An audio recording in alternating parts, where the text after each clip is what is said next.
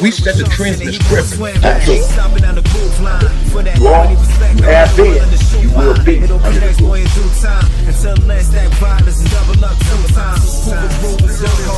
Snip this glue, get in the zone, because we got to go do something. So that's what we did. And I'm going to be honest with you, I used to like it. You got people from the east and the west and different places, to come over and groove with us.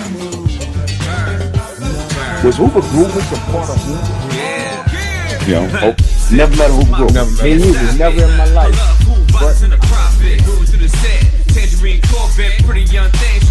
part of what was called the Bonzella Crips. Hoover'Z ain't started no Hoover'Z. And we hit that hand moving on you, walking in your house. Wait, do that again.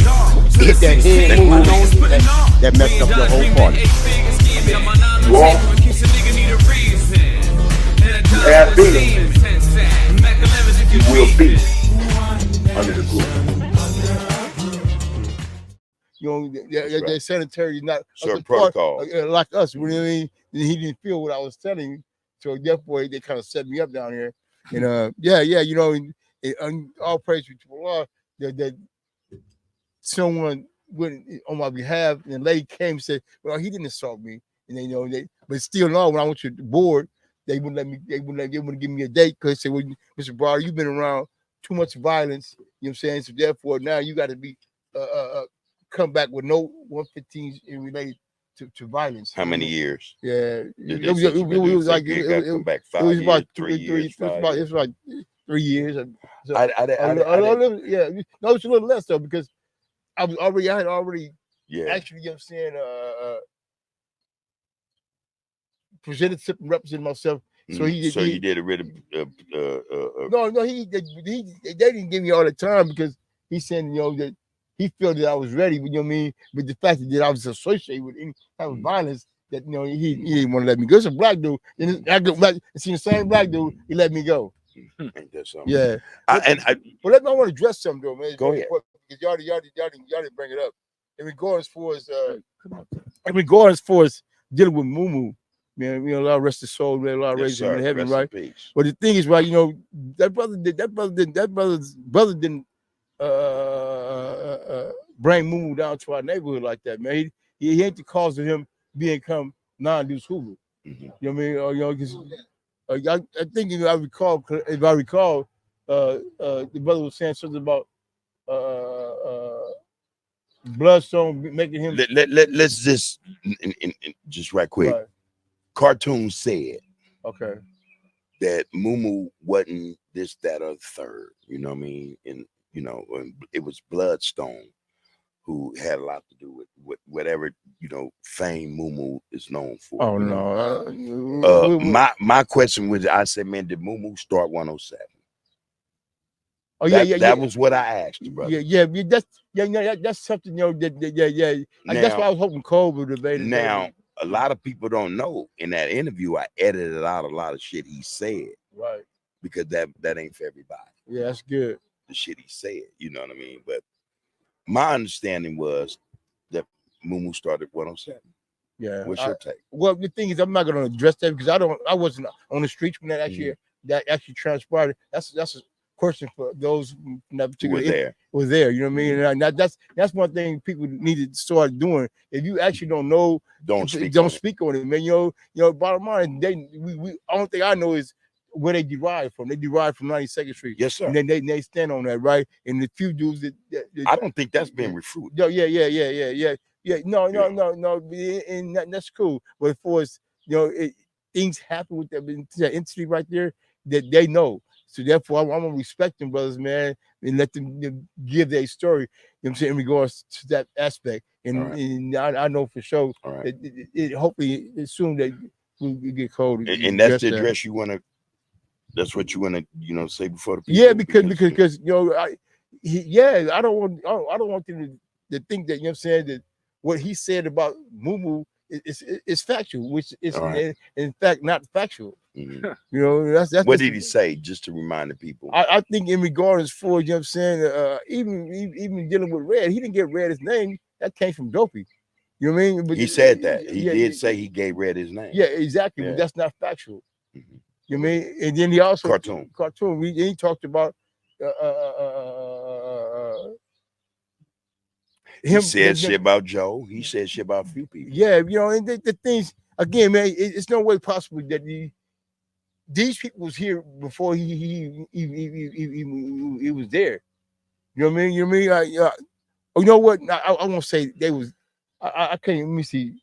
If I think back, yeah. I would say that because no, I think that he had got on before then because he did Kansas and stuff. Then Moon when Cole brought them down at a particular time. Yeah, but yeah, It'd have been nice. If Cole it's was better. there. Yeah, it's better for him to address that, man, Right. and let them address that because I don't. But I know that what he said about them particular individuals is not factual. Toon says something. Toon, yeah. Can I interact on that? Please. Since I know what 107, fuck where they from and all that, Moo, Red, and all them was the main ones pushing 107 like they is. That dude didn't have nothing to do with that. I ain't never see him down there. Mm. I go down there every day and leave every night. I get the weed from Gloria. Get the weed. Yeah. I don't know. That I don't know where he get that from. What's your take, Monk? What's your take on Mumu establishing 107? Yeah, what it is. How you do? It's a possibility. Yeah, but I know I can't say for you, but I know one thing. Him and Red, you know, Right. and Jug, Right. they was most the speaker for them. Right. You know what I mean? But I know he wasn't. He didn't bring them down. They came on their own. Mm. No, we can't. Cole was the guy. So I want him to address that. I wish he was here today. He would address that, man. Everybody know. Red and Moo. He the one that actually brought them down there, man.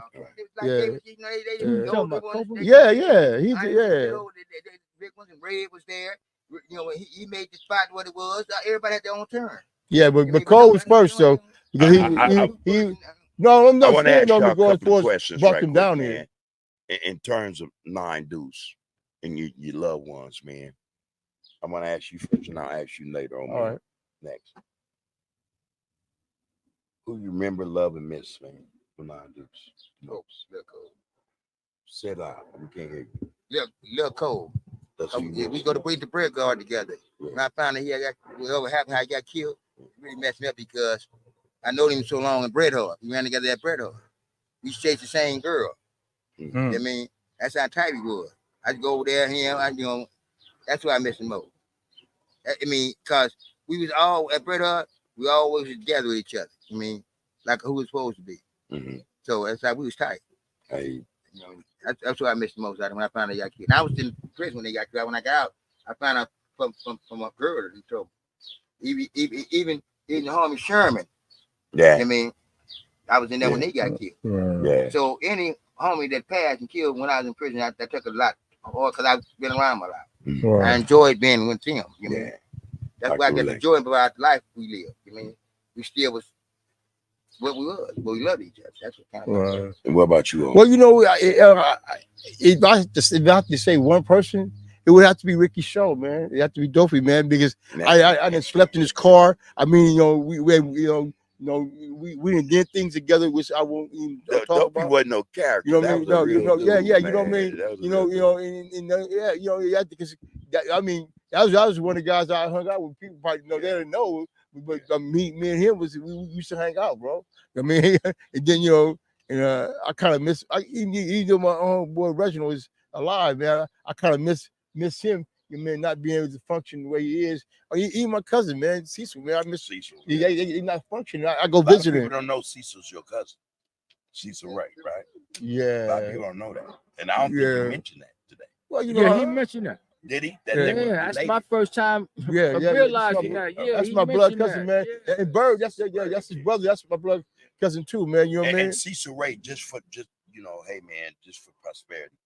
He was what? Or he started Yeah, he brought that. Because he was one of the communicators that actually was down there in the 80s, man. You know what I mean? Before Bloodstone. Before, there was no Bloodstone at all, man. Yeah. No knock to Bloodstone. No knock to him, man. For posterity's reasons, and you saying, hey, man, Yeah. Everybody knew that. Everybody knew that, man. You know, I reason why we try to hesitate to even talk about that, right? Because I don't want nobody. I don't want to come and try to put my family up. No, I ain't about all that. Right. I ain't about all that. But it was a collective down there that came together though. It didn't just you didn't say we'll come down there and we're gonna be this right here. He didn't say that. That was pitched to us in communication. Hey, you know what I mean? But let me say this. I'm not gonna get into it right now. Right. I'm gonna bring up some history or story on Cecil Ray when I first met him at Manchester Port. I ain't gonna get in. It's not the time to get into it right now because it was a conflict between him and Big Bulldog. Oh yeah, I'm aware of that. Yeah. But I don't want to get into how all that shit came about, how it culminated to that point. But that's when I first met Cecil Ray. Right, he had all the power over the Nine Deuces at that time. Yeah, at Manchester. That's when I first. He had all the power, and man, it was an ugly morning. That we could take care of that on a exactly because you know why he said that because it could have been all bad and we could not we couldn't be here together, bro. Yeah, and a lot of people don't. He said some stuff that's some real deep stuff, bro. Right, and a lot of dudes don't know that, right? They don't know. Then that dude, and my cousin had hands. You know, he had hands. Straight up, bro. now, there's that side of this, what we just spoke on, right. Both you guys. Now, there's this side, and this side consists of who you recall from other sets. That's all I do was stump down dude. Man, just like y'all. Let me get a month first. Who are these individuals, man? You got to relate. No, not from Hoover. Not from Hoover. Stump, cause I think they're down dudes, stump down in the Warriors from everywhere. That's just my take on it. Yeah, that's this way. Most, even though we were dealing with them lanes, there's some that went to school with me that we was tight at school. We got to school, told them stories. I never had too many, because I didn't socialize with too many gangs outside because they let you in school with it. Mm-hmm. Let's kind of go do something. We got to do what we got to do. Yeah. But I say,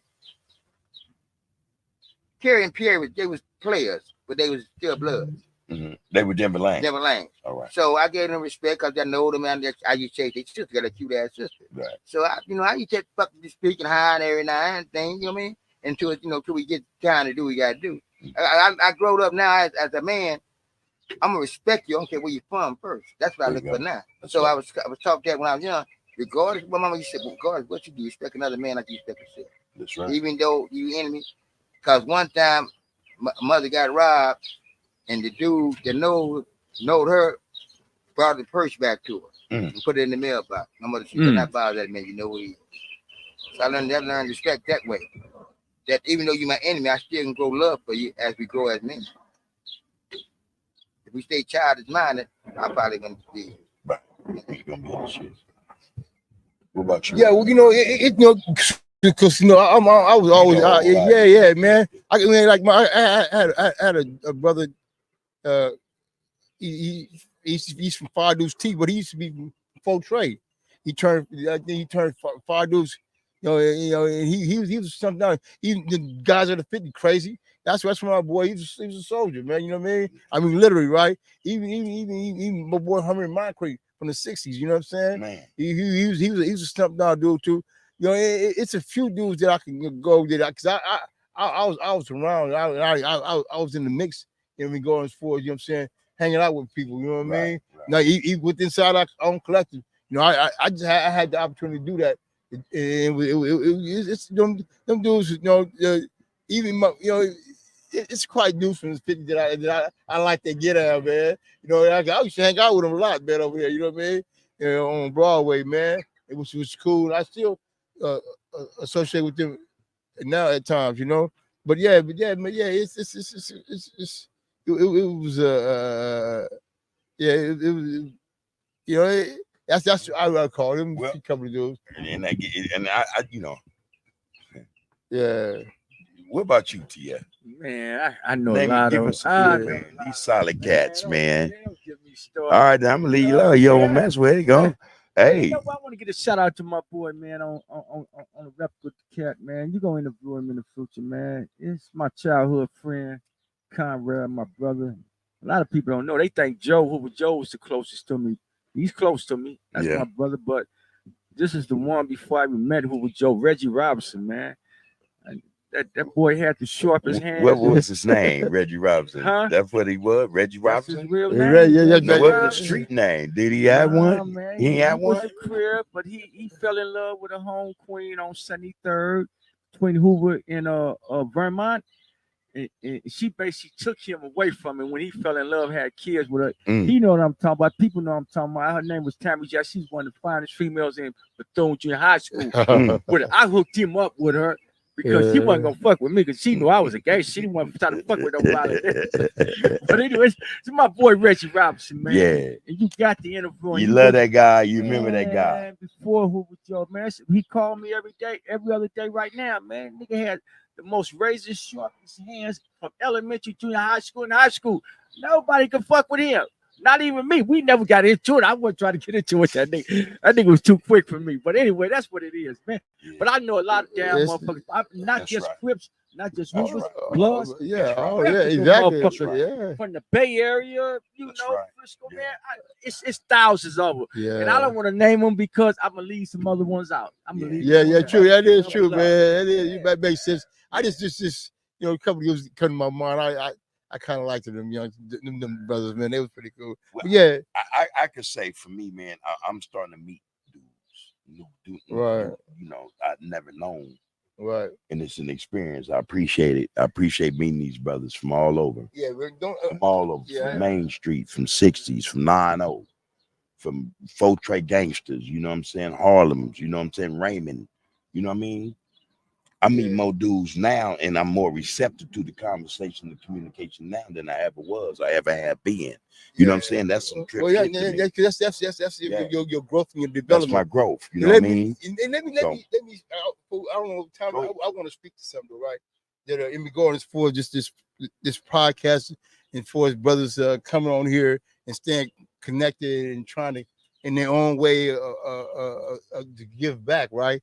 And you know, and for those who out there, you know what I'm saying, not mindful, you know what I'm saying, how you make a difference. You mean you can't make a difference in way on from the far. You got to be in tune. You know, you have to know exactly what's going on. And it's been a blessing for me to be able to come out here, literally do some things. You know what I'm saying? The price is not the norm for a person that actually, you know what I'm saying, that's right, submitting his will to a higher power, but it's not it's not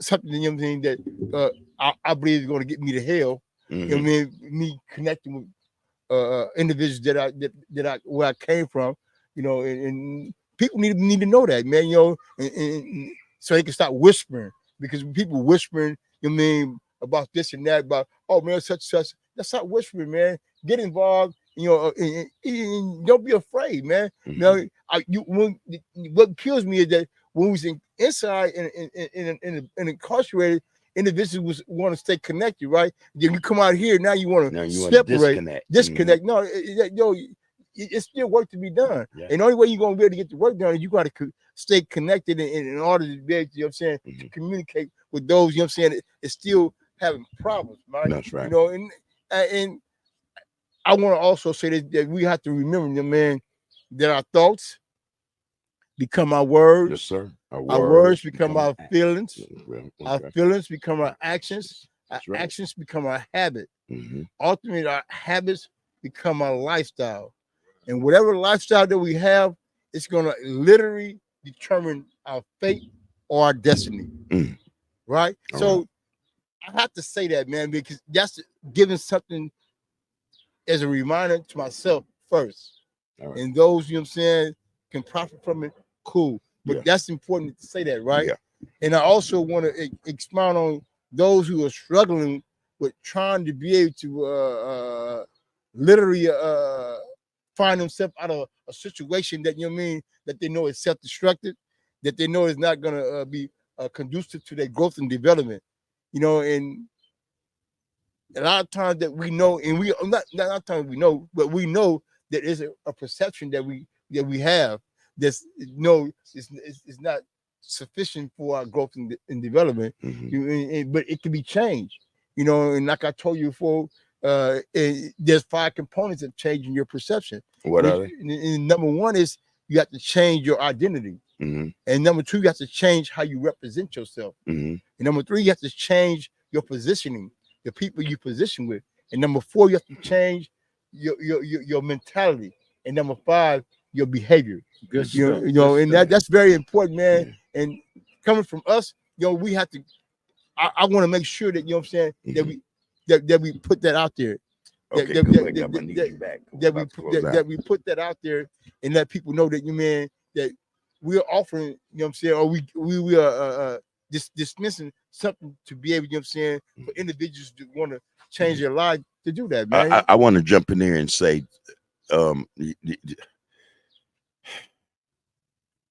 this change thing, man. I had a comment. I had someone put in the comments, oh, bub, on the yard, you said no naps was allowed. Or now you front and center with a nap on your with the neighborhood on your podcast. Well, my thing was I wanted him to understand that growth had taken place, brother. I grew up. I've grown up. Well, the people, and let me say this, the people that they call it out of their names, man, the history that this particular neighborhood has with them people, it's from the first generation, they need to understand that back it was a bond, real close we had bond. Relationship. We should go. We had a club. We should go and party. Yes, sir. Be in their neighborhood. Name the set. We had relationship, a bond with. Yeah, well, you know what I mean. Yeah. The 60s and the East Coast. Yeah, East Coast. Yeah, they wasn't no East Coast. Raymond. They were just East Side Crips at the time, bro. So the thing is, man, all these particular entities that people that they now have formulated as the enemy. You know what I mean? They did be mindful that hey man, it was close bond up there, and not only that, man, they need to understand this as well, right? So. We all was incarcerated together, man. Yeah. Some of them individuals that you called your enemy was your closest friend. Had your back over your own homeboys. Especially at wartime. Whatever. It had to be wartime. Yeah, anytime because they became friends. Yeah. Now they out here today and still connected with one another, brother. So they're gonna do all they possibly can to not see us trying to be out here going against one another. Not to say that that no one dictate. Nobody out here dictating. I hear about these old dudes. We don't want to hear nothing about no old dudes, man. But that's out of ignorance, man. And but that's why you have to offer them something, and share with them something about how you went about viable. You change yourself. You change. I changed my perception. Okay, hey, is I'm perfect? No, but I know that this is gonna be more conducive to my growth and development. And not on that, but it may help someone else. It conduces someone else. Exactly. So when I brought that up, and this individual, I don't know who it is, but it was a person that knew me from back then. Right. I've been home 8 years. Yeah. So the fact of the matter is, when I was in the shit, just had a certain mindset. That's the mentality, man. Right? That's the mentality. Right. That's what I'm talking about. You now, how can this person not discern what was then and what's now? Why was that brought up? Because out of ignorance, man. And people, you know what I mean? Yeah, they're not grasping the concept of change, growth and development. But that goes back to a comment you asked somebody. Ignorant ass comment. I don't know if it was a loved one from the group or what. Made a statement why you got all these old niggas on the podcast. That was a young one. Look, man, the old niggas like us paid the way for y'all niggas to get to where y'all at. Yeah, man. It's a pecking order in this shit. Once they learn that pecking order, then they gonna understand. They gonna understand. Well, I say this often. Everybody gonna get a turn. Oh, without a doubt, everybody gonna get a turn if you live long enough. If you live long. Yeah. That's what and some turns might be at the end of your get down, but you're gonna get that lesson. I guarantee. Yeah, well, I guarantee. All right, man, and I don't mean to cut nobody off or nothing, but I got something I want to ask you, brothers, man, and I try to make this a point to ask most people who come on our platform under the groove. This is the Hoover'Z story. This is Hoover'Z shit, right? This is not Bub's shit. This belongs to the age. All right. So there are 4 phases of this get out. Phase 1 is the history. Y'all shared that with us. Phase 2 is a cautionary existence or tale that you might be able to enlighten someone on a ship with somebody, to help them avoid a whole lot of get out, a whole lot of trauma or turmoil or whatever. Phase 3 is atonement. All right. And however you want to define your atonement, you know what I'm saying, for the life you live, man, however you give back, that's on you, man. But we would like to see if you can express it, or we would like for you guys to express it so the public can understand what you understand your atonement to be. And the 4th one is who's the real enemy. So I want to ask you first, Monk. We did history. So now the second phase of the question to you is, what can you tell the people cautionarily in terms of this lifestyle, man, to help them, man, you live a life different from yours, man, the missing pitfalls and all the shit you've been through? To me, I got a homie when I first was a kid. I told him never be a gang member. As he grew up, he became a Hoover. He asked me why. I said, man, my lifestyle as a gang member is really with more hell on my family and me. Yes, sir. And then I told him at the end. You said that lifestyle impacted not just you in my family, but your family. Yeah. And at the end, I told him we had like I said, I got a line of sense in everybody in my family and job except my nieces and nephews. I said I'm going out to the world with a new way of thinking. I mean, I even Rob called me one time, loudmouth Rob. Yeah. He said, man, I said, what's up, Rob? He said, give me some. I said, I'm gonna give you this. This is the best thing I can give you, man. Put them things down and get out for you die in that motherfucker. That was my thought to him. And I hope no child come up now to live lifestyle I live, or any gang member lifestyle. What do you do, or what do you say to them to help them avoid what you've been through? Not just talking to them, but what can you say to them? I try to tell them get a better education. Got to go to school. Stay away from the, I call it the mess. I put that with the kids. I look at more the younger kids because they the next generation. Yeah. You know what I mean? And I don't want no new. I live a life of gang members. I enjoyed it, but I know where they can put you. Yes, sir. And more harm to yourself than anybody else. So, in terms of atonement, and you understand what that means? Now, put that one with me. Redemption or atonement is redemption.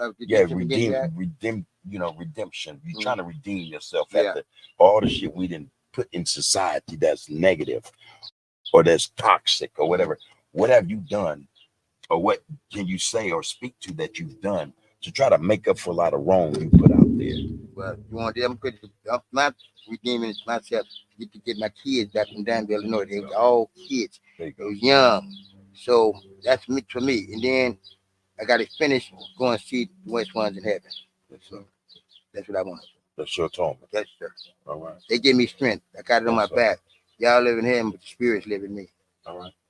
That's how you tell them. So you're mindful of this shit all the time. Oh yeah. So you walk through life now with a conscious, you're conscious. Oh yeah. On what you're doing as you live. Every day. Every day I make before I get up, before I make any step, I make sure try to make the right step, not to end up back and going back to prison. When I get up more, I would say, Lord, you give me another day, I'll give you another life.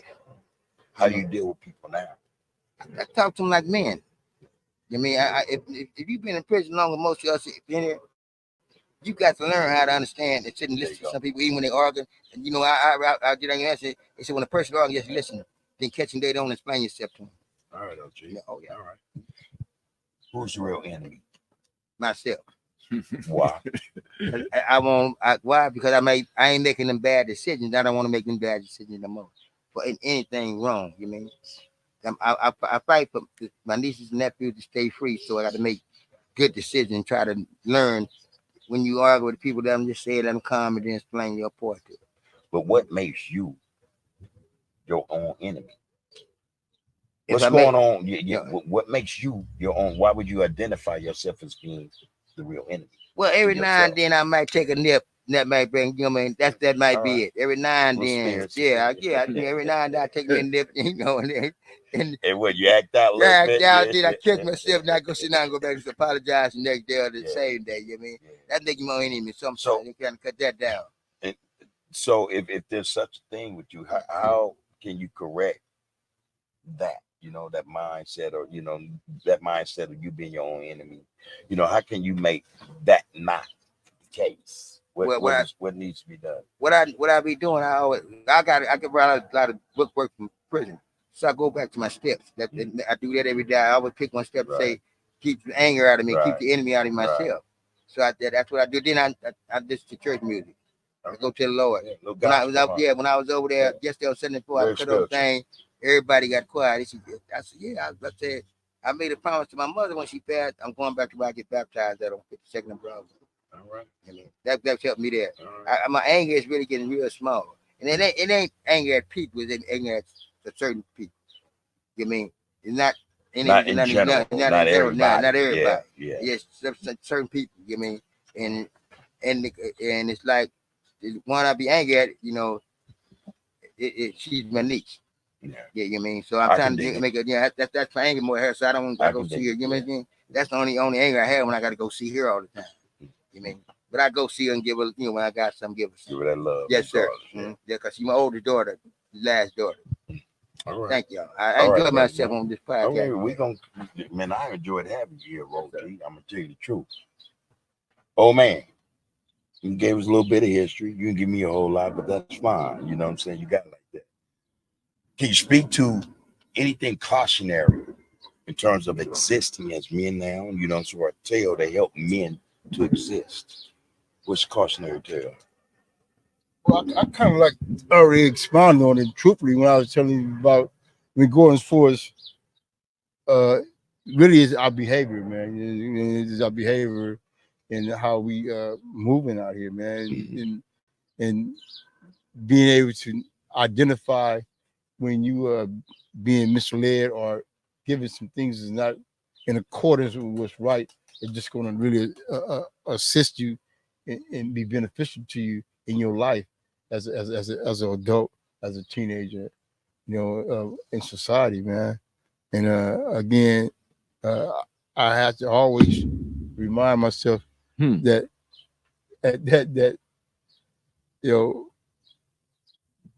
what it is that we think about, the thoughts that we acquire in our mind, that you know how they're gonna play out. Right. Which I've already addressed how they play out. And you did. Yeah, and it's a reminder all the time to myself, you know, and you know, in regards for how I need to be functioning out here in society, man. Right. And you know, as you know, go ahead. No, you go ahead. Yeah. You know, and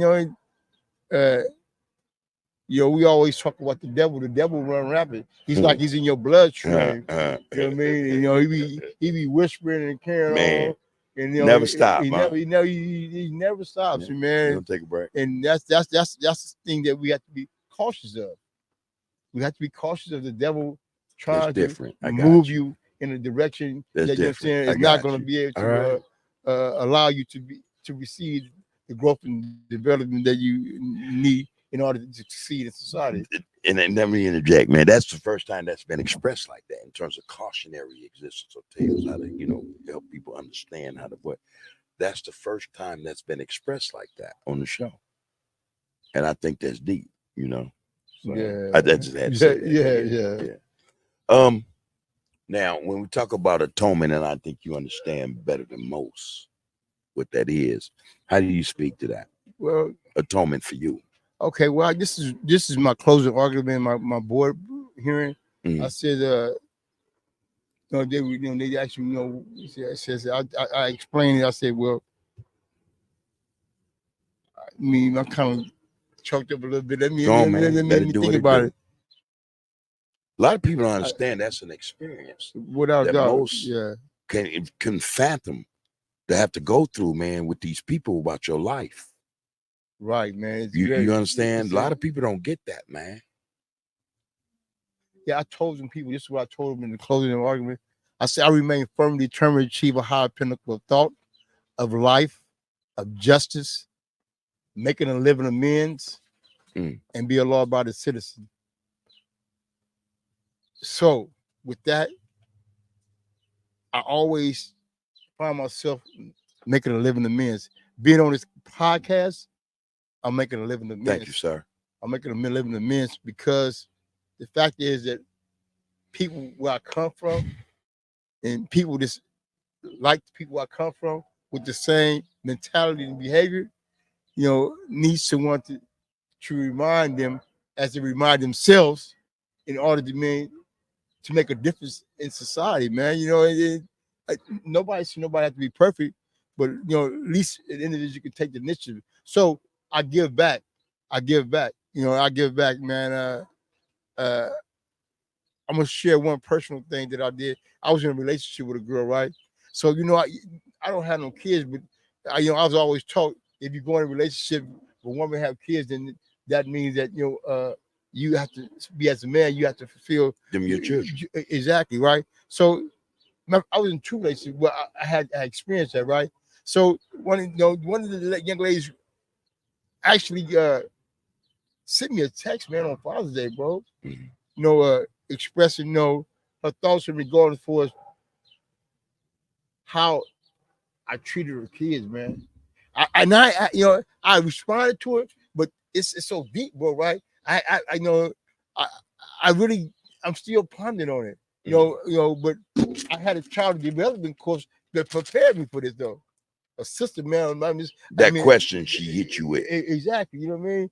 But it was a beautiful thing, man, that she acknowledged, yes, sir. Saying that my baby behavior towards her kids, you know what I'm saying, was you as a man, how you presented yourself, exactly, it went a long way, right? And that's in both of my relationships, man. And the young ladies know who they are, I appreciate they know they got a real one. Acknowledge me in that regard, man, as a man, right?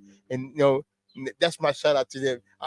It came about that way because you did that, right? So my thing is, man, I make a living amends, man, right? So not only that, when I encounter individuals that I know, may they be from Hoover or whoever, that's right, that I'm sharing something with them in order to be able to, what I'm saying, to remind myself in regards for what I need to be doing with myself as well. And that's how I don't have no problem with my approaches like that, because individuals don't see that I'm telling them what to do, but I'm also saying I need to be doing that too. That's right. And this the thing is right here, man. I'm gonna tell you this right here. Just the other chart that I was thinking about. So there's a center force. There's a center force. However you want to believe it, there is a center force. But what comes with that center force, right, is submission, discipline, respect, and loyalty. There's a center force, and I believe the center force is the higher power. So now I'm in I'm literally, you know what I'm saying, trying to continue to remind myself about the center force, submission, discipline, respect, and loyalty. Right. And that's what I have to have for the center force, because he's the ultimate provider, sustainer for all of mankind. All right.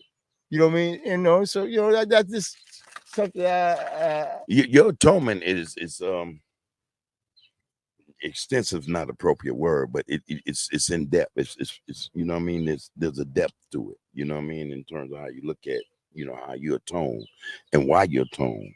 You know what I'm saying? It's like I said, for a lot of us, when they come on the show, they have what they have and they express it how they do. It's never as in depth. You know what I mean? I'm not going to use profound, but just in depth in terms of trying to lay it out for the people to understand where you are with your atonement. I think that's something personal. And if you don't understand it personally, you can't really share it with me. You know what I'm saying? You shared it with me personally. So, right. You know what I mean? Yeah. And that's very important, because that's important. People be whispering, they don't really know what you're doing. So now I use this platform, I didn't come in for that, but based on how you questioned me, I have to give it to you that way Mhm. because you know Yeah. now you've seen a personal side of me, Right. and now you know Right. I can see now Right. others going as well see a personal side of me, Right. despite whatever it is that they think Right. was But open. it's all in line with what we've been talking about because you've set in front of us some principles. You did. You set principles in front of us that I think, man, that was solid, man. The dudes need to pay attention to. You know what I mean? That's personal to you. What you put is personal because I think you enacted, you apply this to yourself. Right. It's personal. Right. Yeah. You know, now that's it. Let's move on because I need to ask you one last question. Who's your real enemy? Oh man. Well, the real enemy is the devil, man. You know what I mean? A lot of people don't know who that No. is, man. Yeah. The devil is the one who's trying to disrupt, keep us divided from one another, literally not want us to be successful in our relationship with one another. You know, and from my perspective, you know what I mean, he whispers and he withdraws. I mean, going as far as things that it's not appropriate for oneself. You know what I mean? And we go as far as their behavior, or you know, I like what Monk said though. When we go as far as oneself, because you know, you can be your worst enemy. Yeah. Literally, you can be your worst enemy, and that could be based upon circumstances, without a doubt, certain conditions. You know what I mean? Yeah, Some you know, issues. yeah, you know, and that makes us, battle against ourselves and create problems for ourselves. Exactly. But I was speaking in a general sense because you asked a question in a general sense, so that's why I expound over it. Yeah. But I know everything, you know, like people talk about jihad, you know, so the number one in jihad is what? It's a jihad with oneself. It's a fight with yourself. Yes, sir. So you know that battle. That battle. You know what I mean? So why?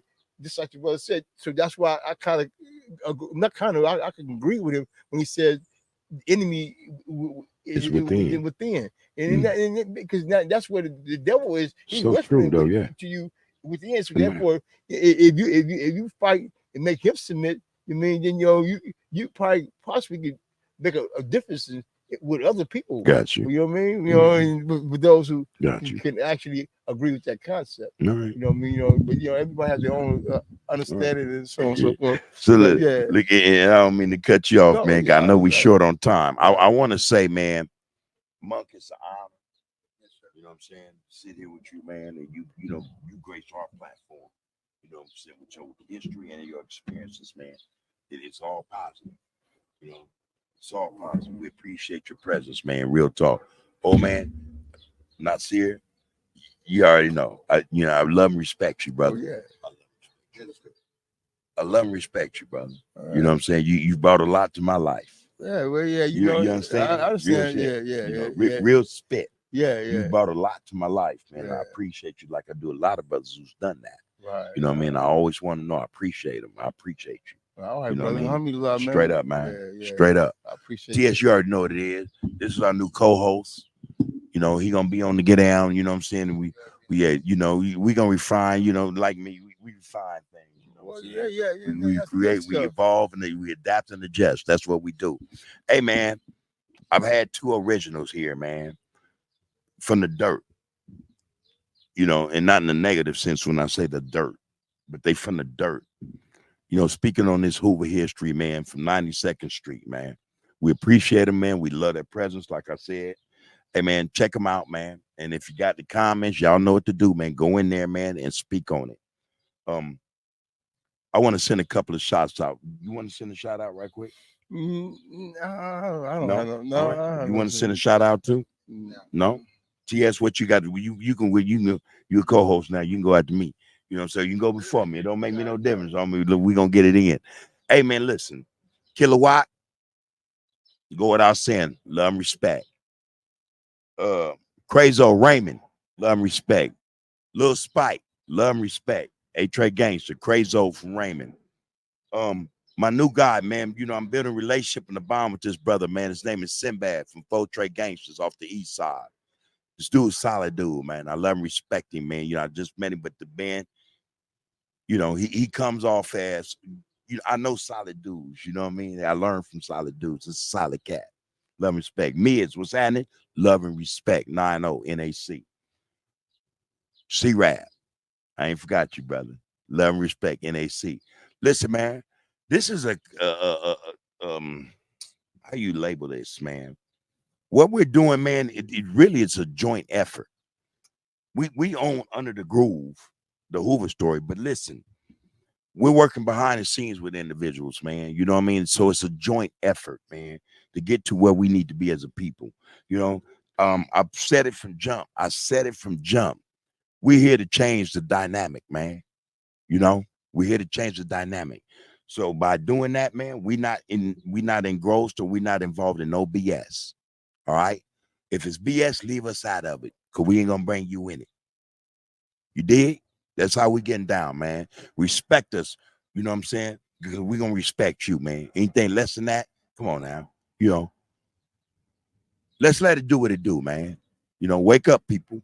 You know, get up, stand up, man. Let's get this shit right. Like I said, we're open to communication. I think that's what's needed. That's what's sorely needed. That's what we don't have in the communities. You brothers with these podcasts and y'all doing what y'all do, hey, man, that's your business, man. You know what I'm saying? You can't do nothing but say, hey, man, that's that man's get down. You got to respect it. But it's a lot more. Just you know, an opinion. There's a lot more y'all could be doing, man, for the people. You still going to get paid. Think about that, all right? Hey, peace and love, man. Peace and love, man. You want to say something to us before we shut this thing down? All I have to say, everybody continue to improvise off reality. Improvise off reality, man. I have to say this right here, man. Yeah. Stay the course, in other words. Yeah, exactly. Yeah. In closing, man, you know, for those who understand, man, we must, you know, man, understand that, you know, hey, without a higher power, with our higher power, we wouldn't be here today. So we want to give all praise and thanks to God, Allah, however you understand your higher power to be, man. And we go as far as this is very, very important, because I believe there is a higher power and there is a God, you know, and without him we wouldn't have life. You couldn't breathe, you know, without him. So, you know, we must continue to give praise to him, because he is the one that can give us that guidance to continue to have us to propel forward in doing what is right from bitter what is wrong. Mm-hmm. All right. Now, one last thing I had a thought just now, man. Brothers, we got to know, man, we're in a war. Yeah. We're in a war, man. You brothers, man, thinking this shit is between us, each other? Nah, homie. We're in a war, homie. People trying to get us, man. They trying to get, they ain't trying, they getting us. They getting us. They getting us. They knocking us down. They taking our shit as they do that. You know, everything that we see is ours. They come and they claim that as theirs. We're in a war, man. We have to realize that we are in warfare. All right. And the only way for us to overcome this war, man, to win, not the battles, but the war, man, we're going to have to unite. We got to unite. We're going to have to see this thing as one thing, man. As one thing, man. And the only way we got to do it together. We have to have one vision, one get out, man. This program, man, is gonna dictate, it's gonna demand that it ain't nobody gonna be bigger than this program in this war, man, that we in. Y'all better figure this shit out, man. Cause they on our necks. They trying to claim everything that's ours is theirs. And then you can't say that you can do something without letting them know you doing it, or how the hell you ain't put them in it. From Juneteenth to whatever it is, you know what I'm saying? Kwanzaa, anything black, they coming to get our shit. We at war, man. Y'all better wake up, man. Yeah. All right? Yeah. All love, man. All love. Peace and harmony, man. You have been, you are, and you will be under the groove. Peace. 7-Eleven, the Deuce and the Nine. You have been, you will be under the groove. But we ain't game banging. This is about education. We're trying to educate our youth right now. Hey, said day is the best day. Skip walking across the floor in the best way. Phone trade to the one way. It's a stump day. LA to the NY. Let this phone play. Back in them days, it was love, loyalty, respect, and honesty, that's my nigga Gumby right there from the deuce, ex-busters, hooks, and snitches put on pedestals and ventilators. Say lows on that Hoover shit. HIP, Tony Moon, one of the hardest poets I ever heard, connected with this star shit. Hey, baby Jap and Jap 5, quick to set it off on the mic in the shack live. When the shit get real and feel, cause the wheel, and then you will see. Sitting up in that motherfucker, looking at that light center, that death center. Then they run into the witness stand, telling on their own homeboys. Hoover'Z stomp all night like this. Hoover'Z stomp like that. I know I start them BS. I'm a New York nigga in the Pacific Sun. I say West Side Hoover if you ask where I'm from. Finest California run, still infusing my lungs. All about my bread, I ain't leaving. Understand the end game. What's your end game? What's your purpose? Keep one in the head or I don't need a gun. I'm with Hawk on Hoover Street with a low ass jump. Hopping down Figueroa with a whole selling cunt. Grooving like this, come second to none. Grooving like Scone Young, grooving like Booker Bone. I'm bad to the bone.